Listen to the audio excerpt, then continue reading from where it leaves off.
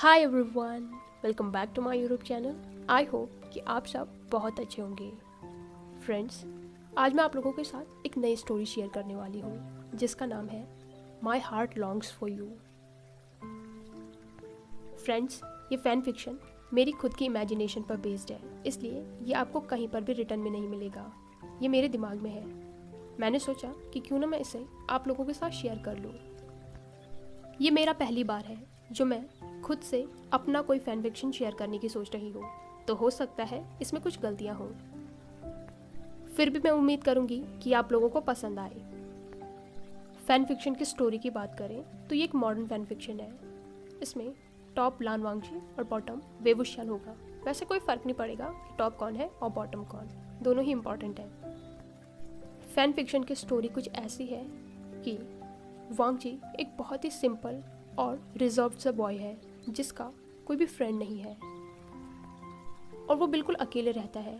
लेकिन फिर उसकी ज़िंदगी में विंग आता है जो पहले उसका दोस्त बनता है और बाद में उसे उससे प्यार हो जाता है। लेकिन इसमें वांगजी के जो अंकल हैं वो बहुत ही ज़्यादा कंट्रोलिंग हैं, तो वो वांगजी को बहुत ज़्यादा कंट्रोल करते हैं। उन्हें बिल्कुल भी नहीं पसंद कि वांगजी विंग के साथ रहे। आगे हम देखेंगे कि क्या वांगजी और विंग साथ में रहेंगे या फिर अंकल की वजह से वो अलग हो जाएंगे। डोंट वरी, इसकी हैप्पी एंडिंग ही होगी। आज मैं इसका पहला पार्ट शेयर करूंगी, तो आपको ये स्टोरी जैसी भी लगे मुझे कमेंट सेक्शन में ज़रूर बताइएगा। आज दिन बहुत ही ज़्यादा ठंडा है। सारा आसमान काले घने बादलों से घिरा हुआ है। गुसू, जो कि पहाड़ों में बसा हुआ एक शहर है, वहाँ पर बहुत ही तेज़ बर्फबारी हो रही है। इसी गुसू शहर के एक अपार्टमेंट की बिल्डिंग की खिड़की पर एक पर्सन खड़ा है।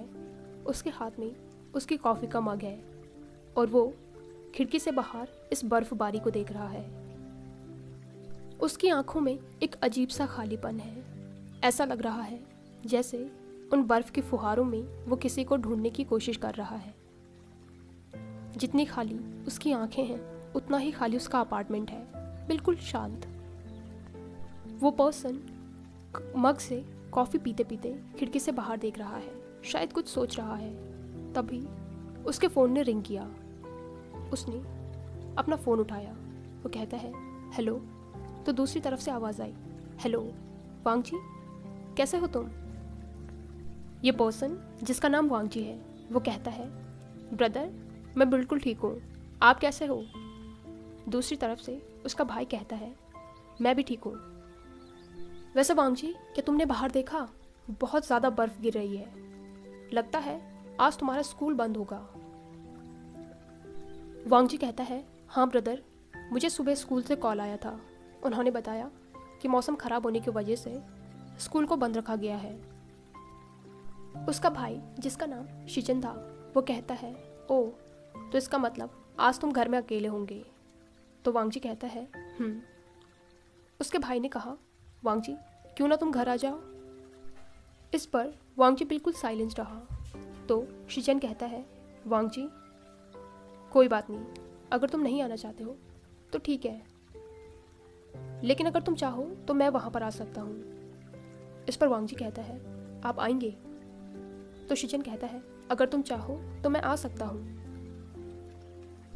वांगजी कहता है ब्रदर, आ जाइए, साथ में लंच करेंगे। इस पर उसके भाई ने कहा ठीक है, तो मैं थोड़ी देर में आता हूँ। और फिर शिचन ने कॉल कट कर लिया। इसके बाद वांगजी ने अपने मग से कॉफ़ी का एक और सिप लिया और फिर से खिड़की से बाहर देखने लगा। उसके बाद उसने उस कप को मेज पे रखा और खुद बाथरूम में चला गया। उसने एक वार्म शावर लिया। बाहर आने के बाद उसने उस कप को उठाया। कमरे से बाहर आते हुए वो कहता है लोबो, कहाँ पर हो तुम? तभी एक प्यारा सा डॉग उसके पैरों के इधर उधर घूमने लगा। वांगजी कहता है लोबो, कम कम कम, देखो शिचन गगा आ रहे हैं, हमें लंच प्रिपेयर करना है, चलो मेरे साथ। वो डॉग वांगजी के पीछे पीछे नीचे हॉल में आया। उसके बाद वो दोनों ही किचन में गए। वांगजी ने कप को सिंक में डाला और उसके बाद वो लंच प्रिपेयर करने के लिए फ्रिज में सामान ढूंढने लगा। वहीं उसका लोबो इधर उधर उसके पैरों के बीच में खेल रहा था। वांग जी लंच प्रिपेयर करने में लग गया। साथ ही वो लोबो को भी देख रहा था जो वहीं पर इधर उधर खेल रहा था। थोड़ी देर बाद वांग जी के दरवाजे की बेल रिंग हुई तो वो दरवाज़ा खोलने चला गया। उसने देखा कि शिचन आ गया था। वो कहता है, ब्रदर आप आ गए। क्या बाहर मौसम ज़्यादा ख़राब है? इस पर शिचन कहता है, हाँ वांग जी, बहुत ज़्यादा बर्फ़ गिर रही है, लेकिन अभी ताज़ी है इसलिए कार चलाने में कोई दिक्कत नहीं हुई। फिर वो लोबो को देखकर कहता है, Lobo big boy come here, और वो उसे सहलाने लगा। वांग जी दरवाज़ा बंद करते हुए कहता है, ब्रदर आप लंच लेंगे या मैं आपके लिए कॉफ़ी बना कर लाऊं? इस पर शिचन कहता है, हाँ तुमने लंच प्रिपेयर कर दिया? मैं तो सोच रहा था कि आज मैं तुम्हारे लिए लंच प्रिपेयर करूँगा। इस पर वांग जी ने सिर्फ नोट किया तो शिचन कहता है, अब तुमने लंच प्रिपेयर कर ही लिया है तो फिर वही कर लेते हैं। वो दोनों डाइनिंग टेबल पर बैठे। वांग जी ने टेबल पर खाना लगाया और उसने अपने ब्रदर को खाना सर्व किया। साथ ही उसने लोबो को भी खाना दिया। वांग जी कहता है, गगा आपका काम कैसा चल रहा है? इस पर शिचन कहता है, काम तो अच्छा चल रहा है, लेकिन मुझे नहीं पता था कि आज मौसम इतना ख़राब हो जाएगा। आज मेरी एक इम्पॉर्टेंट सर्जरी थी, लेकिन इस ख़राब मौसम की वजह से मैं तो हॉस्पिटल गया नहीं। जो डॉक्टर वहाँ पर नाइट ड्यूटी कर रहे थे उन्होंने ही उस सर्जरी को परफॉर्म किया होगा। वैसे वांग जी तुम्हारा स्कूल कैसा चल रहा है? वांग जी कहता है, ठीक है ब्रदर। वो दोनों चुपचाप खाना खाने लगे। तभी शिचन कहता है, वांग जी वैसे तुम्हें घर आना चाहिए था, अंकल तुम्हें मिस कर रहे थे। इस पर वांग जी साइलेंट रहा तो शिचन कहता है, वो मुझसे बार बार पूछते हैं कि तुम्हारा कॉल आया या फिर नहीं। वांग जी तुम्हें नहीं लगता कि अब तुम्हें उनसे बात कर लेनी चाहिए? मतलब मैं जानता हूँ कि उन्होंने जो कुछ भी किया वो गलत था, लेकिन वो हमारे अंकल हैं, उन्होंने हमें पाल पोस कर बड़ा किया है। तुम्हें उनसे अब नाराज़ नहीं रहना चाहिए, वो सच में तुम्हें मिस करते हैं। वांग जी ने फिर भी कुछ नहीं कहा। उसके आंखों में एक अजीब सी सैडनेस थी। शिचन फिर से कहता है, वांग जी देखो मैं जानता हूँ तुम मुझसे बहुत ज़्यादा प्यार करते थे, लेकिन अब 10 साल से भी ज़्यादा हो गया है। तुम्हें नहीं लगता कि अब तुम्हें ज़िंदगी में मूव ऑन कर लेना चाहिए? तुम्हें खुद को इस तरीके से पनिश नहीं करना चाहिए। देखो वांग जी मैं बस इतना कह रहा हूँ कि तभी वांग जी ने शिचन को रोक लिया। वो कहता है, ब्रदर प्लीज़ मैं इस बारे में कोई भी बात नहीं करना चाहता हूँ, प्लीज़। शिचन कहता है, ठीक है वांग जी जैसे तुम्हारी मर्ज़ी, मैं तुम्हारा बड़ा भाई हूँ तो सिर्फ तुम्हें गाइड कर सकता हूँ। एट द एंड डिसीज़न तुम्हें ही लेना है। और वांग जी एक बात हमेशा याद रखना, मैं हमेशा तुम्हारे साथ हूँ, उस समय भी था और अभी भी हूँ। तुम्हें कभी भी मेरी ज़रूरत हो तो मुझे ज़रूर बताना। इस पर वांग जी ने नोट किया। वो जानता है कि उसके भाई उससे बहुत ज़्यादा प्यार करते हैं और उसकी फ़िक्र भी करते हैं, लेकिन वो क्या करे? वो खुद को कितना ही समझा ले, लेकिन वो इन मेमोरीज से कभी भी बाहर नहीं आ पाता है, उन मेमोरीज को कभी नहीं भुला पाता है। तभी सडनली लोबो ने अपनी प्लेट उल्टी कर दी और उसने खाना गिरा दिया। वांग जी कहता है, ब्रदर कोई बात नहीं, मैं साफ कर लूँगा। खाना खत्म होने के बाद वांग जी ने सारे बर्तन उठाए और उन्हें किचन की सिंक में डाला। उसके बाद उसने फ्लोर को साफ किया जहाँ पर लोबो ने अभी अभी खाना गिरा दिया था। शिचन फायर प्लेस के पास बैठकर टीवी देख रहा था और लोबो उसके बगल में ही था। काम खत्म करने के बाद वांग जी भी शिचन के साथ आकर बैठ गया। शिचन कहता है, वांग जी जिंगई 6 साल का होने वाला है, मैं सोच रहा हूँ कि उसका एडमिशन स्कूल में करा दूँ। तुम्हें क्या लगता है अब उसे किंडरगार्टन में नहीं जाना चाहिए, है ना? वांग जी कहता है, हाँ ब्रदर अब तो वो स्कूल जाने लायक हो गया है। तभी शिचन ने कहा, वांग जी जिंगई भी तुम्हें बहुत मिस कर रहा था और उसने शिकायतें भी की है, कभी उससे मिलने आ जाया करो। वैसे अगर उसका स्कूल में एडमिशन हो गया तब तो वो ज़्यादातर टाइम तुम्हारे साथ स्पेंड कर पाएगा। इस पर वांग जी ने नोट किया। वांग जी कहता है, ब्रदर, क्या आप आज रात को यहीं रुकेंगे? यहीं रुक जाइए, बाहर मौसम इतना ख़राब है, आप वापस कैसे जाएंगे? इस पर शिचिन कहता है, नहीं वांग जी, मुझे घर जाना पड़ेगा। तुम्हारी शाओची और जिंगी मेरा वेट कर रहे होंगे। और तुम चिंता मत करो, गूसू की ये बर्फ हमारे लिए कोई नई चीज़ तो है नहीं। इस पर वांग जी ने फिर से नोट किया। उन दोनों ने शाम तक ऐसे ही बैठकर बातें की और उसके बाद शिचिन वहाँ से अपने घर चला गया और वांग जी फिर से अपने अपार्टमेंट में बिल्कुल अकेला रह गया। वो शांति एक बार फिर से छा गई। वांग जी लोबो को लेकर फिर से अपने रूम में गया और उसी खिड़की के पास बैठ गया।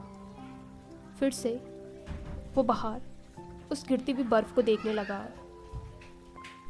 उस पर्सन से मिले हुए वांग जी को 10 साल से भी ज़्यादा हो गए हैं, लेकिन उसे ऐसा लगता है जैसे कल की ही बात हो। उसे समझ नहीं आता कि ऐसे कैसे टाइम बीत सकता है। कभी वो दोनों साथ थे, एक दूसरे के बिना रह नहीं पाते थे, और अब वांग जी को ये भी नहीं पता कि वो पर्सन है कहाँ पर।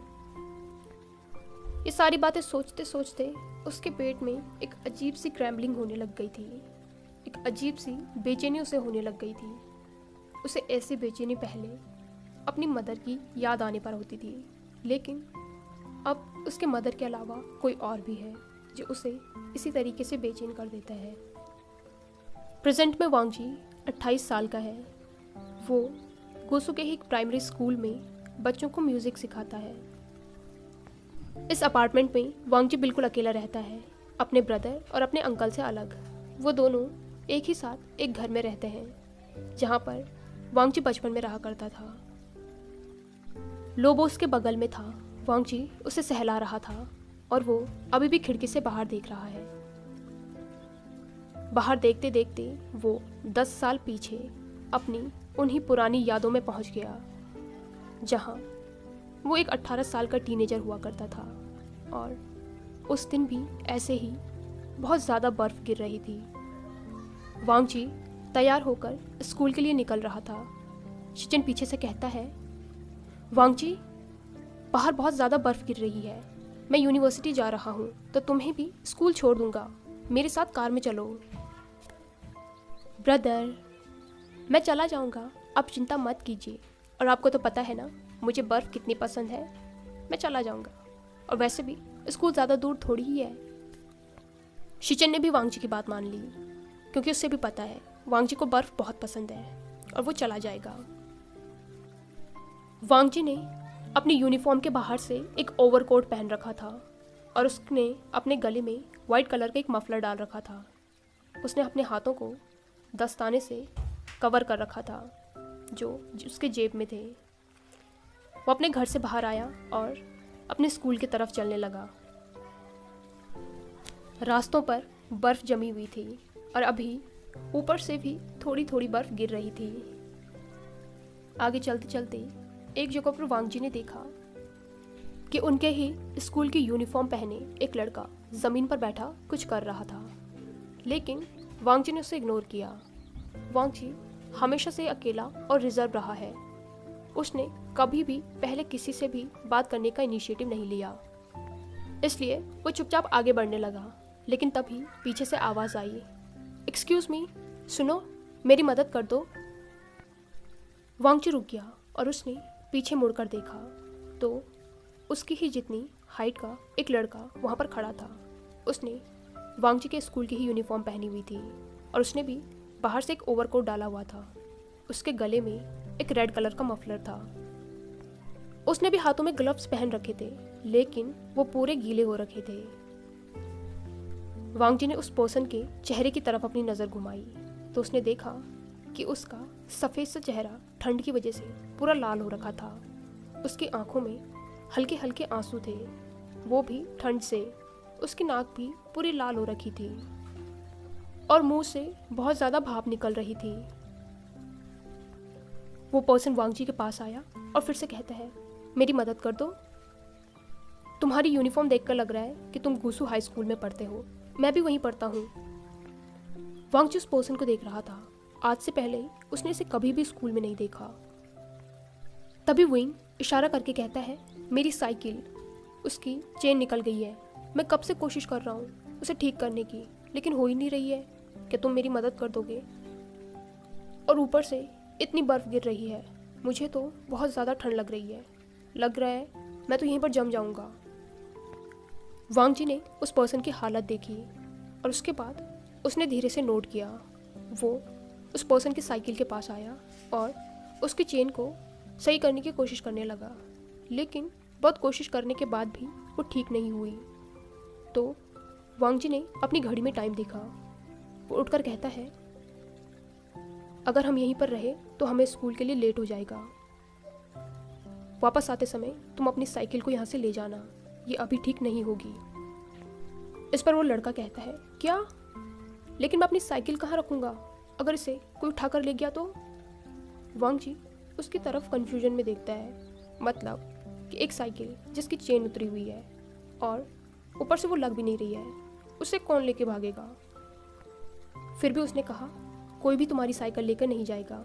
इतनी बर्फ़ गिरी है, कोई नहीं ले जाएगा। फिर भी वो लड़का इधर उधर देखने लगा। तभी सामने जो घर था उस पर उसकी नज़र गई। वहाँ पर एक पर्सन अपने अंदर जाने के रास्ते पर जो बर्फ़ गिरी थी उसे साफ कर रहा था। वो कहता है, अंकल। तो उस पर्सन ने उस लड़के की तरफ देखा। वो कहता है, अंकल, मेरी साइकिल ख़राब हो गई है, क्या मैं इसे आपके घर के सामने रख सकता हूँ? इस पर उस पर्सन ने नोट किया। तो उस लड़के ने अपनी साइकिल उनके घर के सामने रख दी और फिर वो वांग जी के पास आया। वांग जी देख सकता था कि उस लड़के को कितनी ज़्यादा ठंड लग रही है, इसलिए उसने कहा, तुम्हें अपने दस्ताने उतार लेने चाहिए, वो गीले हैं, इससे तो तुम्हारे हाथ और भी ज़्यादा ठंडे होंगे। इस पर उस पर्सन ने अपने दस्तानों की तरफ देखा जो सच में गीले थे। वो ऑकवर्डली हंसते हुए कहता है, ओह, मैंने तो ये नोटिस नहीं किया। वो शायद बर्फ़ की वजह से गीले हो गए। वो एम्बैरेसिंग फील करने लगा। फिर उसने अपने दस्ताने निकाल दिए। वो दोनों साथ साथ आगे बढ़ने लगे। तो वो लड़का कहता है, यहाँ गुसू में कितना ज़्यादा ठंडा है। तभी वांग जी ने अपने जेब से अपने दस्ताने निकाले और उसे उस लड़के को दिया। वो दस्ताने उसने जब वो साइकिल ठीक कर रहा था तो अपनी जेब में रख लिए थे, इसलिए वो सूखे थे। वो कहता है, इन्हें पहन लो, तुम्हारे हाथों को ज़्यादा ठंड नहीं लगेगी। तो वो लड़का कहता है, अरे लेकिन मैं कैसे ले सकता हूँ, तुम्हें भी तो ठंड लग रही होगी। वांग जी कहता है, मुझे आदत है, लेकिन तुम्हें देखकर नहीं लग रहा कि तुम्हें आदत होगी, इसलिए तुम ये पहन लो। इस पर उस लड़के ने वांग जी के हाथ से सिर्फ एक दस्ताना लिया। वो कहता है, एक मैं पहन लेता हूँ, एक तुम पहन लो। तो वांग जी ने इस पर नोट किया। उस पर्सन ने वांग जी को बताया कि वो यहाँ से नहीं है, वो युनमंग से यहाँ पर आया है, इसलिए उसे यहाँ पर ज़्यादा ठंड महसूस हो रही है, क्योंकि युनमंग में इतनी ठंड नहीं होती है। उसने ये भी बताया कि उसके फादर पुलिस में हैं और उनका अभी अभी यहाँ पर ट्रांसफ़र हुआ है, इसीलिए वो लोग यहाँ पर आए हैं। स्कूल पहुँचने तक वो लड़का बोलता ही रहा और वांग जी चुपचाप उसकी बात सुनता रहा। उसने एक भी शब्द नहीं कहा। स्कूल में पहुंचकर वो लड़का कहता है, थैंक यू, क्या तुम मुझे बता सकते हो प्रिंसिपल का ऑफिस किधर है? तो वांग जी ने उसे प्रिंसिपल के ऑफिस का रास्ता बता दिया और उसके बाद वो खुद अपनी क्लास में आ गया। उसे बहुत ही ज़्यादा एग्जॉस्टिंग फील हो रहा था। ये पहली बार था जब उसने ऐसे किसी पर्सन को देखा हो जो इतना ज़्यादा बोलता हो। जितना उस लड़के ने अभी अभी उससे बात करी है, उतनी बात तो वांग जी अपनी ज़िंदगी में नहीं करेगा। हाय एवरीवन, आई होप कि आपको ये पार्ट पसंद आया हो। अगर आपको ये वीडियो पसंद आई हो तो इसे लाइक, कमेंट, शेयर और चैनल को पक्का से सब्सक्राइब कीजिए। और हाँ, मुझे ज़रूर बताना कि मैं इस स्टोरी को शेयर करूँ या फिर नहीं, प्लीज़।